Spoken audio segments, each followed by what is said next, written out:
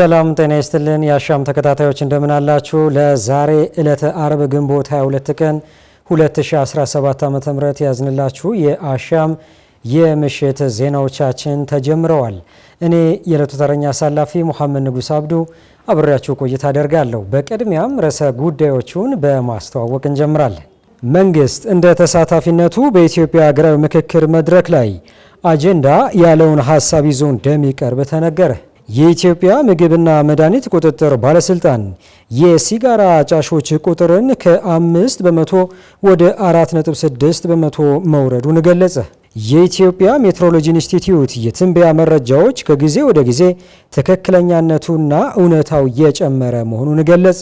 ከውጭ የቻይና መንግስት በሆንግ ኮንግ የሚገኘውን ዓለም አቀፍ የሽምግልና ድርጅት የሚያቋቁመውን ስምምነት ተፈራረመ። ተመልካቾቻችን አስቀድመን ያስተዋወቅናችሁ ርዕሰ ጉዳዮችን ጨምሮ የቢዝነስና የስፖርት ዜናዎቻችን ሰዓታቸው ጠብቀው ወደ እናንተ የሚደርሱ ይሆናል። አብራችሁን ቆዩ።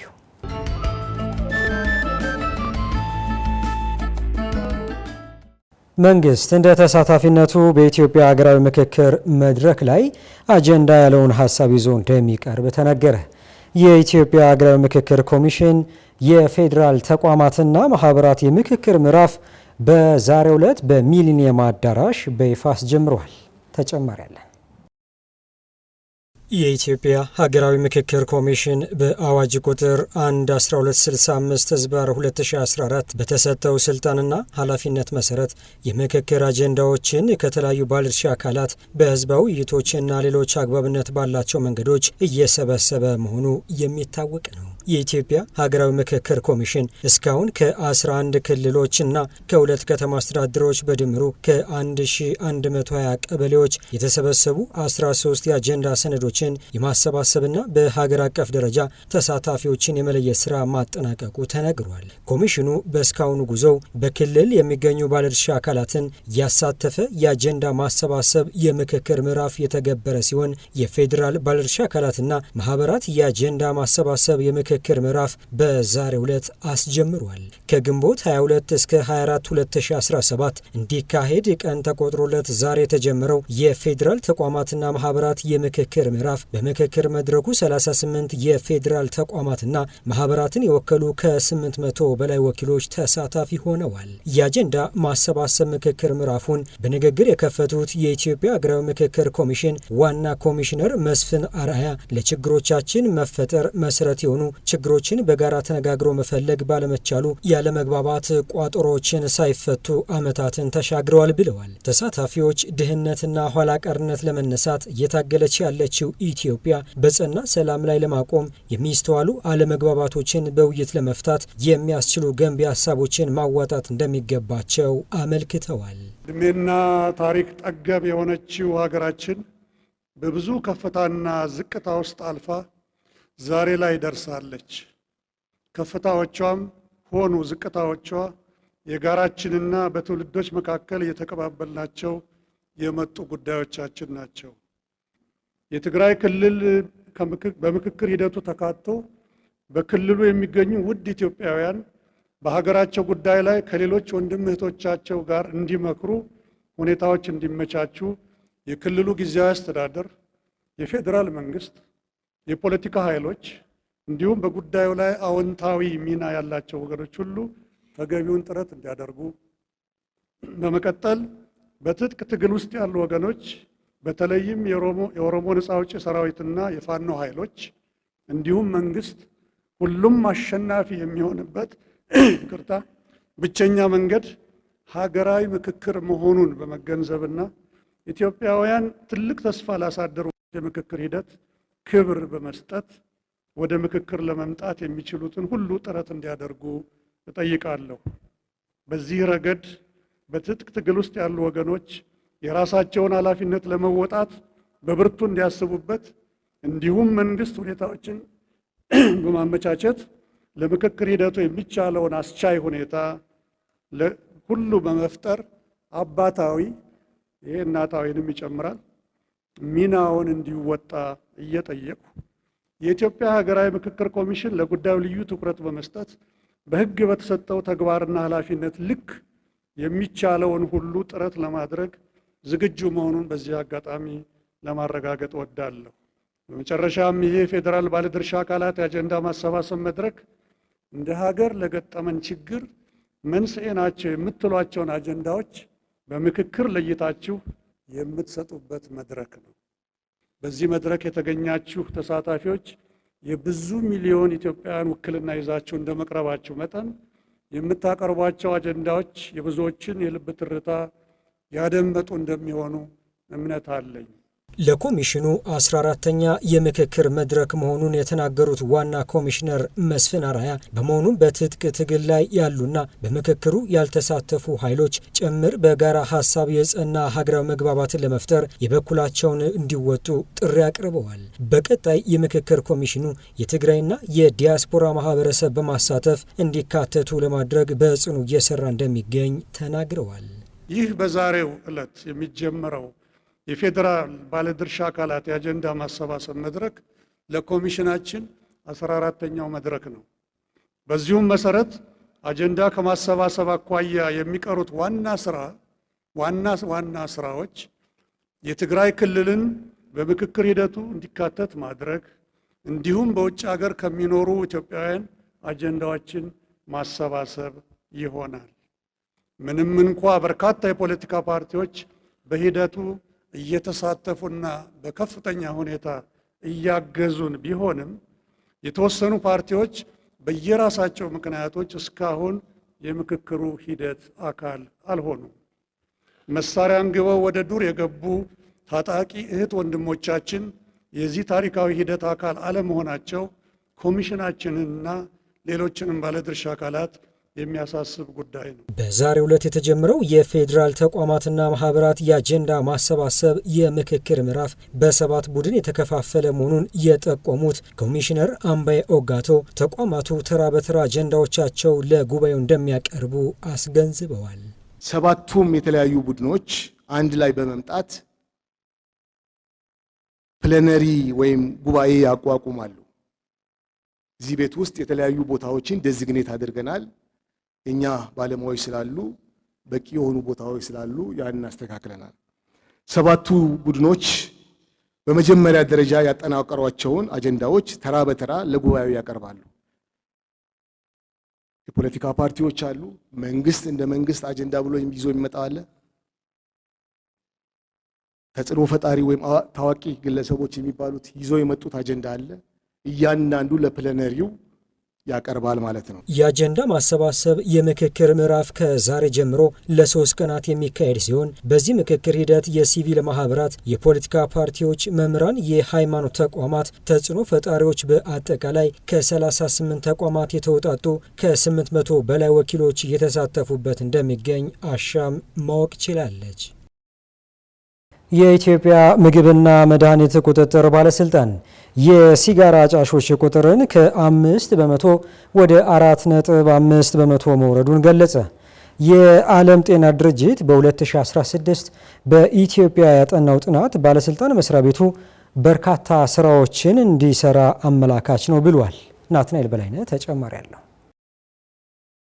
በዓለም አቀፍ ደረጃ በትንባሆና ኒኮቲን ምርቶች ላይ አተኩሮ በየዓመቱ የሚከበረው የዓለም ትንባሆ የማይጨስበት ቀን በዘንድሮ ዓመትም በሀገራችን ለ33ኛ ጊዜ በዓለም አቀፍ ደረጃ ደግሞ ለ38ኛ ጊዜ በትንባሆና በኒኮቲን ምርቶች ላይ የትንባሆ ኢንዱስትሪ አሳሳችና ድብቅ ስልቶችን በማጋለጥ ወጣቶችን እንታደግ በሚል መሪ ቃል በነገው ዕለት ይከበራል። በተለያዩ ጊዜያት በተሰሩ ጥናቶች ተላላፊ ባልሆኑ በሽታዎች የሚጠቁ ብሎም የሚሞቱ ሰዎች ቁጥር የጨመረ ሲሆን ዋነኛ ምክንያታቸውም ሲጋራ ማጨስና ሌሎች የትንባሆ ምርቶችን መጠቀም እንደሆነ የዓለም ጤና ድርጅት መረጃ አመላካች ነው። ኢትዮጵያን ጨምሮ በዓለም ዙሪያ 1.3 ቢሊዮን የትንባሆ ተጠቃሚዎች እንዳሉም ድርጅቱ ጠቁሟል። በዓለም ላይ በየዓመቱ 8 ሚሊዮን ሰዎችን ለሞት ከሚዳርጉ ትላልቅ የህብረተሰብ ጤና ችግሮች ውስጥ ትንባሆ ማጨስ አንዱ እንደሆነም ተመላክቷል። የትንባሆ አጫሾች ቁጥር ለመቀነስ ጠቃሚና ወጪ ቆጣቢ ቁጥጥርን ተግባራዊ ለማድረግ መመሪያዎችን የያዘው የዓለም ጤና ድርጅት የትንባሆ ቁጥጥር ማዕቀፍ በበኩሉ ማዕቀፉን የተቀበሉ ሀገሮች በትንባሆ ምርቶች ላይ ግብር መጨመር፣ በሁሉም የስራ ቦታዎችና የህዝብ መሰብሰቢያ ቦታዎች ሲጋራ እንዳይጨስ እንዲከለክሉ የሚደነግግ ነው። ሀገራችን ኢትዮጵያም ዓለም አቀፉን የትንባሆ ቁጥጥር ማዕቀፍን እንደ አውሮፓውያን አቆጣጠር በ2005 ተቀብላ በአዋጅ ቁጥር 822 2006 በህዝብ ተወካዮች ምክር ቤት አጽድቃ ተግባራዊነቱ እንዲከታተል ኃላፊነቱን ለኢትዮጵያ መድኃኒትና ቁጥጥር ባለስልጣን ሰጥታለች። ባለስልጣን መስሪያ ቤቱም ከተለያዩ ባለድርሻ አካላት ጋር በመሆን የትንባሆ ምርት አወጋገድ መመሪያ አውጥቶ ሰፊ ስራዎችን እየሰራው ይገኛሉ ብሏል። ባለስልጣን መስሪያ ቤቱ ዓለም አቀፉን የትንባሆ ቀንን አስመልክቶ በሰጠው ጋዜጣዊ መግለጫ ላይ የተገኙት የኢትዮጵያ መድኃኒትና ምግብ ባለስልጣን የመድኃኒት አምራች ኢንስፔክሽን መሪ ስራ አስፈጻሚ ጌታቸው ገነቴ በዚህ ዓመት የአጫሾችን ቁጥር ለመጨመር የትንባሆ ኢንዱስትሪው ለወጣቱ ማህበረሰብ አሳሳች መልእክቶችን እያስተላለፉ እንደሚገኙ ገልጸዋል።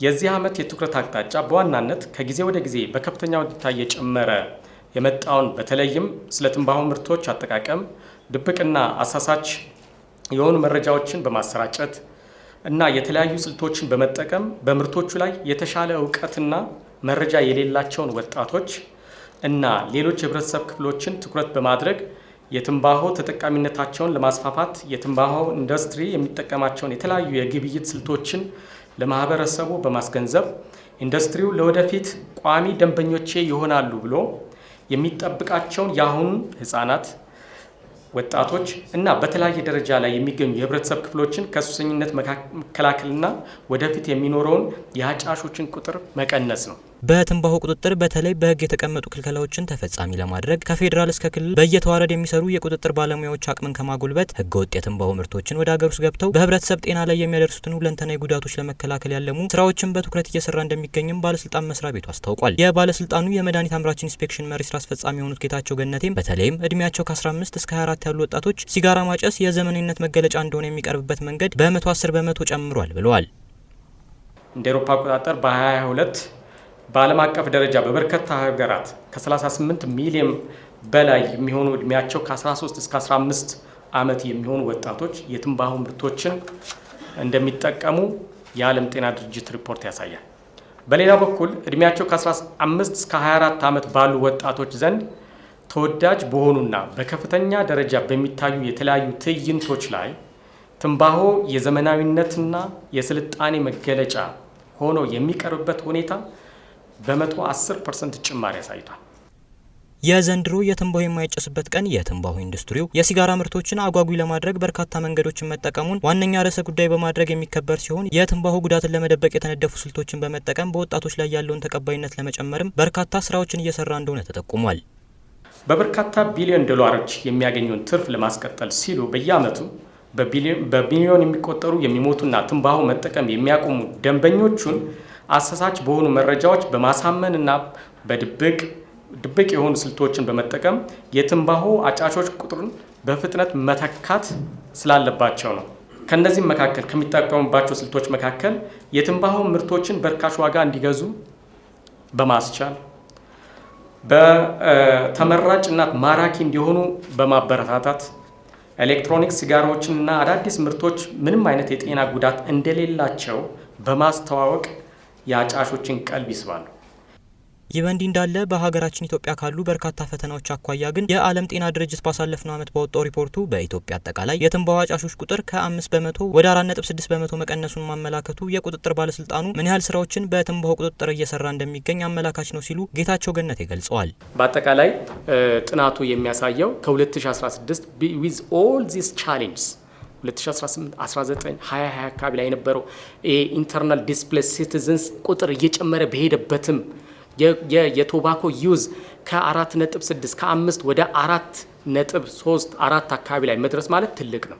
ኢንተርናሊ ዲስፕሌስ ሲቲዝን እየጨመረ በሄደ ቁጥር ኮንፍሊክት ባለ ቁጥር የፓንዴሚኮች ባለው ቁጥር ሰው የማጨስ እንትኑ ይጨምራል። አንዳንድ ስፔሻሊ እነዚህ ወጣት አካባቢ ላይ የሆኑ ተቋም ምንድነው የህብረተሰብ ክፍል ወደዛ የመገፋፋት እንትኑ ይጨምራል። ያም እያለ ግን ምን ያህል ስራዎች እንደተሰሩ የሚያሳይ ነው። የአጫሾች ቁጥር እየጨመረ የመጣበት ወደ 55% የሚሆኑ የሚያጨሱ ባለ እንትኖች ምንድነው አጫሾች በራሱ ጊዜውና ወቅቱ ቢፈቅድላቸው ማቆም እንደሚፈልጉ ነው ጥናቱ የሚያሳየው። ስለዚህ የተለያየ የሴሴሽን ፕሮጀክቱና ከሱ ጋር ተያይዞ የሚሰሩ ስራዎች ተጠናክረው ቢቀጥሉ ይሄ 55% ያጫሹን ክፍል ወደ እንትን ማምጣት ይቻላል። ግን it takes time የሚያጨስን ሰው በአንድ ጊዜ ወደ ኖርማል ሩቲን ላይፍ ማምጣት is not simple ከባድ ነው። ስለዚህ ያንንም ግን ኮኦርዲኔትድ ከሆነ ማድረግ ቀላል ነው። ቢኮዝ መጀመሪያ ፍላጎት ነው። ሌላው በመድረኩ የተገኙት የአዲስ አበባ መድኃኒትና ምግብ ባለስልጣን ዋና ስራ አስኪያጅ ሙሉመቤት ታደሰ ሲሆኑ ከተማዋን ከትንባሆ ጭስ ነጻ ለማድረግ በርካታ ዘመቻዎችን አስጀምሮ በከተማ አስተዳደር ደረጃ እየሰሩ እንደሚገኙ ገልጸው የኢትዮጵያ ምግብና መድኃኒት ቁጥጥር ባለስልጣን የሚያወጣውን ሕግና ደንቦች በመተግበር ረገድ 40% የነበረውን የሕግ ተፈጻሚነት ወደ 75% ማደጉን ገልጸዋል። አብነት ከዚህ በፊት ከነበሩ ሪፖርቶች ጥናቶች ሳይሆኑ ሪፖርቶች የሚያሳዩት በተለይ የሕግ ተገዥነት የኢትዮጵያ ምግብ መድኃኒት ባለስልጣን ያወጣው አዋጅን ደንቦችን ስናይ እነዚህን ተፈጻሚነታቸውን ስናይ 40% በታች እንደነበሩ አሁን ደግሞ የቅርብ ጊዜ የግማሽ ዓመት ዳሰሳ ሪፖርታችን የሚያሳየው የሕግ ተፈጻሚነቱ ወደ 75% እንዳደገ ያሳያል። በትራንስፖርትና በታክሲ መጫኛ ቦታዎች እንዲሁም በህዝብ መዝናኛ ቦታዎች ተሻጋሪ የሆኑ ለውጥ ማምጣት ተችሏል። የቁጥጥር ስራውን በቀንና በማታ ወጥ በሆነ መልኩ ማስኬድ ህገወጥ የሆኑ የትንባሆ ምርቶችን ማስወገጃ ቦታ ለመኖሩን እንደ ተግዳሮት ያነሱት ዋና ስራ አስኪያጇ የዘንድሮ ትንባሆ የማይጨስበት ቀን በተለይ በትምህርት ቤቶች በተለያዩ አውደሪዎች በመታገዝ ሰፊ የግንዛቤ ማስጨበጥ ስራዎች እንደሚሰሩበት ያላቸውን ተስፋ አስተላልፈዋል። በትግራይ ክልል ዓለም አቀፍ መካነ ቅርሶችን ጨምሮ ሌሎችም ቅርሶች ጥገና እየተደረገላቸው መሆኑን የኢትዮጵያ ቅርስ ባለስልጣን ለአሻም አስታወቀ።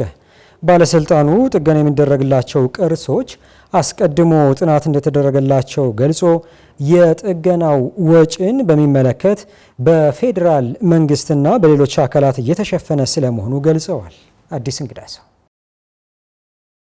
በትግራይ ክልል ለ2 ዓመታት ተካሂዶ የነበረውን ጦርነት ተከትሎ ጥገና እንዲደረግላቸው ታስበው ያልተጠገኑ ብሎም በጦርነቱ ምክንያት ጉዳት የደረሰባቸው ቅርሶች በእድሳት ላይ እንደሚገኙ የኢትዮጵያ ቅርስ ባለስልጣን ለአሻም ገለጸም። በክልሉ ሰላም እንደተፈጠረ በጦርነቱ ጉዳት የደረሰባቸውና ከጦርነት አስቀድሞ ጥገና ያስፈልጋቸው የነበሩ ቅርሶችን ለመለየት ወደ ስፍራው የተላከ 2 የተለያየ ቡድን እንደነበር የገለጹት በባለስልጣኑ የቋሚ ቅርስ ባለሙያ የሆኑት ገብረ ማርያም አናንያ በጥናቱ መሰረትም ጥገናው አሁን ድረስ እየተደረገ ስለመሆኑና ቅድሚያ እየተሰጣቸው ስለመኖራቸው ያብራራሉ።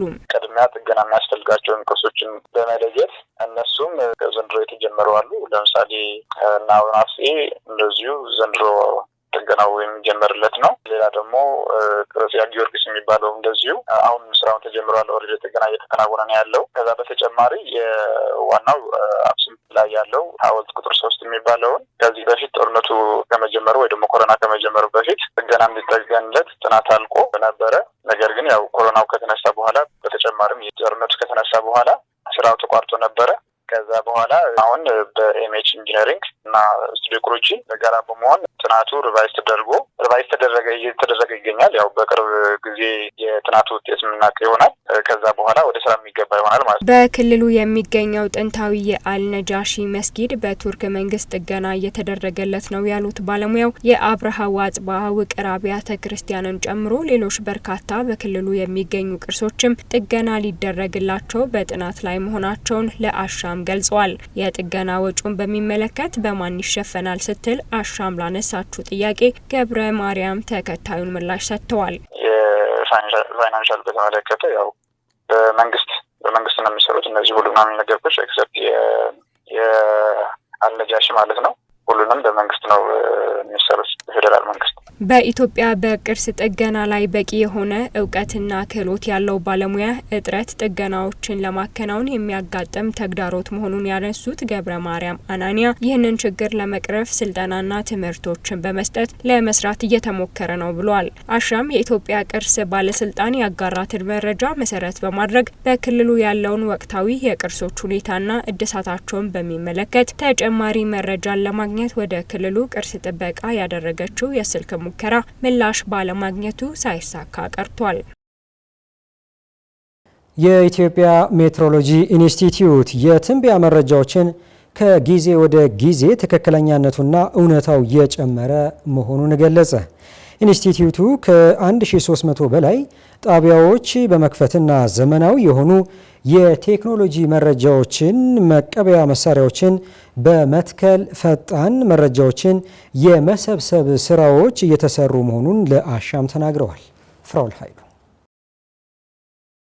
የኢትዮጵያ ሜትሮሎጂ ኢንስቲትዩት በመረጃና ትንበያ አያያዝ ዙሪያ ስራዎችን በማዘመንና ዘመኑ የደረሰበትን ቴክኖሎጂዎችን በመጠቀም ፈጣን መረጃዎችን ለማድረስ እየሰራ መሆኑን ለአሻም ተናግሯል። ከአሻም ዜናና ወቅታዊ ክፍል ጋር ቆይታ ያደረጉት የኢትዮጵያ ሜትሮሎጂ ኢንስቲትዩት ዋና ዳይሬክተር ፈጠነ ተሾመ ተቋሙ የአየር ሁኔታ መረጃዎችን በመሰብሰብ ስራቸው ከአየር ሁኔታ ጋር ለሚገናኝ የተለያዩ ተቋማት በመላክ ፈጣንና ቀልጣፋ ስራዎችን እንዲያከናውኑ አስተዋጽኦችን እያደረገ እንደሚገኝም ተናግረዋል። በተቋሙ ምስረታ ወቅት የነበሩት 2 ጣቢያዎች ብቻ መሆናቸውን ያነሱት ዋና ዳይሬክተሩ አሁን ላይ የማስፋፊያ ስራዎችን በመስራት ከ1300 በላይ ጣቢያዎችን በመክፈትና ዘመናዊ የሆኑ የሜትሮሎጂ መረጃዎችን መቀበያ መሳሪያዎችን በመትከል ፈጣን መረጃዎችን የመሰብሰብ ስራ እየሰሩ መሆኑን ዋና ዳይሬክተሩ አክለው አብራርተዋል።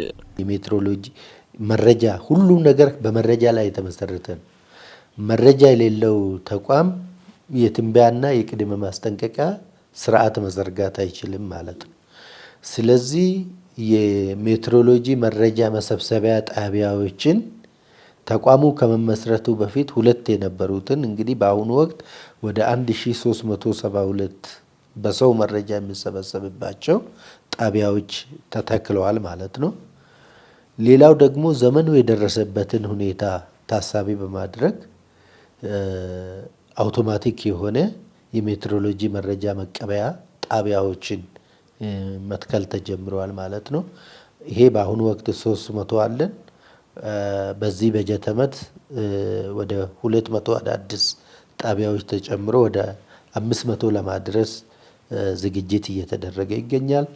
በተጨማሪም ደግሞ የአየር ሁኔታ መከታተያ ራዳር አለ። ይሄ 250 ኪሎ ሜትር ራዲየስ ውስጥ ያለውን የሜትሮሎጂ ክስተቶችን ለመመዝገብ ያስችላል። ተቋሙ የትንበያ የቅድመ ማስጠንቀቂያ መረጃዎችን በመሰብሰብና በመተንተን ለግብርና፣ ውሃ፣ ለጤና፣ ለአደጋ ስጋትና ሌሎች ለተለያዩ ተቋማት በመላክ የቅድመ ጥንቃቄ ስራዎች እንዲሰሩ አስተዋጽኦ እንደሚያደርግም ገልጸዋል። ከመረጃ አሰባሰብ ይጀምርና የተሰበሰቡ መረጃዎች ወደ መረጃ ቋታችን ገብቶ ይተነተናሉ ማለት ነው። ተተንትኖ ተጠናክሮ ጥራታቸው ተረጋግጦ ለምርምር ለሚፈልጉ ሰዎችም ጥሬ መረጃዎች የሚሰጡበት የተተነተኑ መረጃዎችን ለአየር ጠባይ ለውጥ የሚያግዙ ነገሮች ደግሞ እየተተነተኑ ትንበያና ቅድመ ማስጠንቀቂያ የሚሰጥበት በትንበያና ቅድመ ማስጠንቀቂያ ላይ ተመርኩዘን ደግሞ ለተለያዩ ሴክተሮች ለግብርና፣ ለውሃ፣ ለጤና፣ ለአደጋ ስጋት፣ ለኮንስትራክሽን ዘርፍ፣ ለቱሪዝም የሜትሮሎጂ መረጃና ምክር አገልግሎት እንሰጣለን ማለት ነው። ስለዚህ ዘርፈ ብዙ የሆነ አገልግሎት አለው። አንዱ መረጃ መሰብሰብ ላይ ያተኮረ ነው። በዚህም የአጭር ጊዜ የረጅም ጊዜና የቀናት የትንበያ መረጃዎችን በማውጣት በተለይ የግብርና ስራዎች ወቅታቸውን ጠብቀው እንዲከናወኑ እየተደረገ እንደሆነ ፈጠነ አብራርተዋል። ዋና ዳይሬክተሩ አክለውም እየተገባደደ ባለው የበልግ ወቅትም በመላው ሀገሪቱ በተለይ በብዛት ድርቅ ያጠቃቸው የነበሩ አካባቢዎች የተሻለ ዝናብ ያገኙበትና ለአርብቶ አደሩም ይሁን ለአርሶ አደሩ የተሻለ የዝናብ የአየር ሁኔታ የተስተዋለበት መሆኑን የተገመገመ መሆኑንም ገልጸዋል። ምንድነው በልግ ተጠቃሚ የሆኑት የደቡብ አጋማሽ የሀገሪቱ አካባቢዎች ናቸው ማለት ነው። ስለዚህ በእነዚህ አካባቢዎች ላይ ከመደበኛና ከመደበኛ ጋር የተቀራረበ ዝናብ እንደሚያገኙ ተተንብዮ እንደነበር ይታወሳል። ኦልሞስት የተጣጣመ ነው ብሎ መውሰድ ይቻላል ማለት ነው። ስለዚህ በእነዚህ የበልግ ባህሪ ወጣ ገባይ ማለት ሁኔታ ይታይበታል። እነዚህ የራሱ የሆነ አሉታዊ ተጽዕኖን ያሳርፋል ማለት ነው። ሆኖም ግን በበልግ ተጠቃሚ አካባቢዎች ጥሩ የተሻለ ዝናብ የነበረበት በምዕራብ የሀገሪቱ አጋማሽም ጥሩ የሆነ ዝናብ የነበረ መሆኑን ለማየት ነው የተቻለው። ይሄ እንግዲህ ለአርብቶ አደሩ በተለይ ድሮ በድርቅ ይጠቁ በነበሩ አካባቢዎች ላይ የተሻለ ዝናብ የተሻለ የበልግ ወቅት ነው። ጥሩ ሊባል የሚችል የበልግ ወቅት እንደነበረ ነው የተገመገመው። የኢትዮጵያ ሜትሮሎጂ ኢንስቲትዩት የትንበያ መረጃዎች ከጊዜ ወደ ጊዜ ትክክለኛና እውነተኝነታቸው እየጨመረ መሆኑን ዋና ዳይሬክተሩ አንስተው ይህም መረጃዎቹ ከ75 በመቶ በላይ የሚሆኑ መረጃዎች ትክክለኛና ወቅታዊ ሆነው መገኘታቸውንም መገምገማቸውን አክለው ተናግረዋል። የበልግ ተጠቃሚ በሆኑ አካባቢዎች ላይ በአቨሬጅ ወደ 75% አኩሬሲ እንደነበረው ወይም ደግሞ ወደ እውነታነት የተጠጋ እንደሆነ ለማየት ተችሏል ማለት ነው። ይሄ ከተለያዩ ሀገራት ልምድ በሚወሰድበት ጊዜ በጥሩ ጎን የሚወሰድ ነው። የሰሜን ምዕራብ ሀገሪቱ አካባቢዎች ላይ በክላይማቶሎጂው በመደበኛ ሁኔታ ዝናብ የማያገኘው አካባቢዎች ናቸው በክረምት ወቅት በበልግ ወቅት። ስለዚህ እዛ አካባቢ ላይ ያው ደረቅ ነው በመደበኛ ሁኔታ ደረቅ ሆኖ ይቆያል የሚል ትንበያ ነው የተሰጠው። ብዘንብም እዛ አካባቢ ወቅቱን የጠበቀ ዝናብ አይደለም ማለት ነው። ግን ለደቡብ አጋማሽ ወቅቱን የጠበቀ ዝናብ ነው የነበረው። የኢትዮጵያ ሜትሮሎጂ ኢንስቲትዩት የትንበያ አሰጣጥ ከጊዜ ወደ ጊዜ እየተሻሻለ የመጣበትና አኩሬሲው ወደ እውነታነት እየተጠጋ የመጣ መሆኑን ለማሳየት ነው። ተቋሙ ከመጪው የክረምት ወቅት ጋር ተያይዞ የክረምት ወቅት የዝናብ ተጠቃሚ የሆኑ አካባቢዎችን መለየቱን አንስተው በዚህም የሰሜን ምስራቅ የሀገሪቱ ክፍሎች፣ ምስራቅ አማራ፣ ምስራቅ ትግራይ፣ ምስራቅ ኦሮሚያና አፋር አካባቢዎች መደበኛና ከመደበኛ በላይ ዝናብ ሊያገኙ እንደሚችሉ መተንበዩን ዋና ዳይሬክተሩ አብራርተዋል። ክረምት ዋነኛ የዝናብ ወቅታቸው በሆኑባቸው የሀገሪቱ አካባቢዎች ይሄ ማለት ከደቡብ ከመካከለኛው አዲስ አበባን ጨምሮ የስምጥ ሸለቆ አካባቢዎችን ጨምሮ የማዕከላዊ ኢትዮጵያን ጨምሮ ከነዚህ ከምስራቅና ምዕራብ አርሲ በላይ ያሉት እስከ ሰሜን የሀገሪቱ ክፍሎች በሙሉ ያሉት የክረምት ዝናብ ተጠቃሚዎች ናቸው። ሁሉም የአማራ ዞኖች፣ ሁሉም የትግራይ ዞኖች፣ ሁሉም የቤኒሻንጉል እና የጋምቤላ ክልሎች እነዚህ የክረምት ዝናብ ተጠቃሚ ናቸው። በእነዚህ አካባቢዎች ላይ ቅድም እንዳልኩት ክረምት ዋነኛ የዝናብ ወቅታቸው ነው ማለት ነው። ኦፍ ኮርስ ምስራቅ አማራ እንደ ወሎ፣ ራያ አካባቢ ያሉት ክረምት ዋነኛ የዝናብ ወቅታቸው፣ በልግ ደግሞ ሁለተኛ የዝናብ ወቅታቸው የሆነባቸው አካባቢዎች ናቸው። በአዲስ አበባ አካባቢ እንደዚህ አይነት ተመሳሳይ ነገር ነው። ዋነኛ ዝናብ ወቅት ሴንትራል ኢትዮጵያ ውስጥ ያሉ አካባቢዎችን ጨምሮ ከፍተኛ ዝናብ የሚያገኙበት ነው ማለት ነው። የኢትዮጵያ ሜትሮሎጂ ኢንስቲትዩት የሰጠው የአየር ትንበያ መሰረት በማድረግ በግብርና ስራ የሚተዳደሩ አካባቢዎች በዘንድሮ ትንበያ የዝናብ እጥረት እንደማያጋጥም ጠቅሰው ሆኖም የዝናብ መብዛቶች ሊስተዋሉ ስለሚችሉ ተገቢውን ጥንቃቄና የቅድመ ዝግጅት ስራዎች እንዲያከናውኑ በአሻም በኩል መልእክታቸውን አስተላልፈዋል።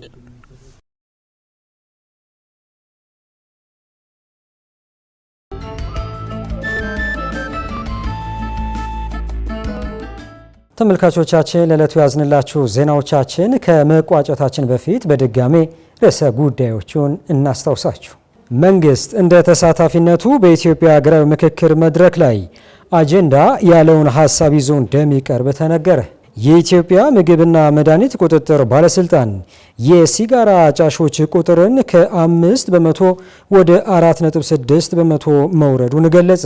የኢትዮጵያ ሜትሮሎጂ ኢንስቲትዩት የትንበያ መረጃዎች ከጊዜ ወደ ጊዜ ትክክለኛነቱና እውነታው እየጨመረ መሆኑን ገለጸ። ከውጭ የቻይና መንግስት በሆንግ ኮንግ የሚገኘውን ዓለም አቀፍ የሽምግልና ድርጅት የሚያቋቁመውን ስምምነት ተፈራረመ። ተመልካቾቻችን ለዛሬ ዕለተ አርብ ግንቦት 22 ቀን 2017 ዓ.ም ያዝንላችሁ የአሻም የምሽት ዜናዎቻችን በዚሁ ተቋጭተዋል። እኔ የዕለቱ ተረኛ አሳላፊ ሙሐመድ ንጉስ አብዱ አብሬያችሁ ቆይታ አድርጌ ነበር። ተመልካቾቻችን ወቅታዊ ፕሮግራሞቻችን እንዲሁም ደግሞ ዜናዎቻችን በድጋሜ ለመመልከት የዩቲዩብ፣ የፌስቡክ፣ የቲክቶክ እና የቴሌግራም ቻናሎቻችን ቤተሰብ በመሆን መቀላቀል እንደምትችሉ በዚሁ አጋጣሚ ለመጠቆም እንወዳለን። አሻም ለሁላችን።